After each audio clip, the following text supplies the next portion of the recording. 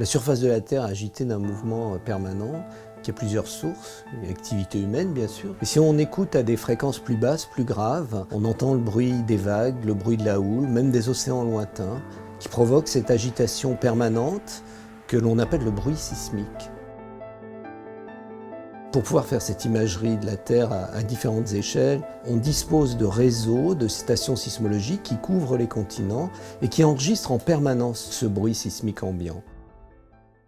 Notre recherche se base, en ce qui concerne la géophysique, essentiellement sur des enregistrements qui soit nous sont fournis par des observatoires publics, soit par des opérations de terrain que nous menons en déployant des instruments dans des sites qui nous paraissent d'intérêt particulier. Mais c'est quelque chose de compliqué, de coûteux, de très lourd et de très long.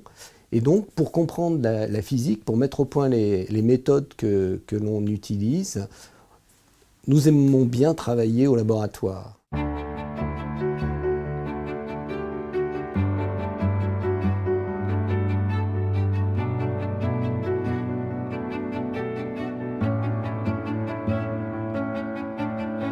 Une des premières applications qui a été faite de ces méthodes a été l'imagerie, la tomographie de la Californie du Sud.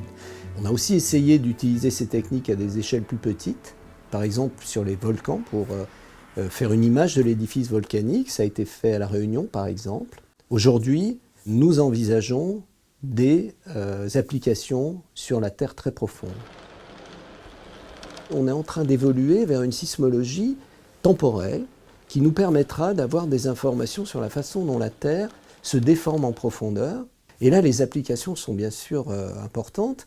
D'abord pour des applications de type risque naturel. Et puis à terme, on espère aussi envisager des applications industrielles pour la séquestration du CO2, pour le stockage du gaz, pour l'exploitation du gaz, à la fois pour des aspects purement économiques, mais aussi pour la protection de l'environnement. Le prix de la fondation Del Duca va nous permettre d'engager un étudiant en thèse. Ensuite, nous souhaitons mener une expérience au Piton de la Fournaise. Et enfin, nous souhaiterions pouvoir remettre un peu à jour nos outils de laboratoire qui ont déjà quelques années, alors que des grands progrès ont été faits à la fois sur les capteurs et sur l'électronique en imagerie médicale.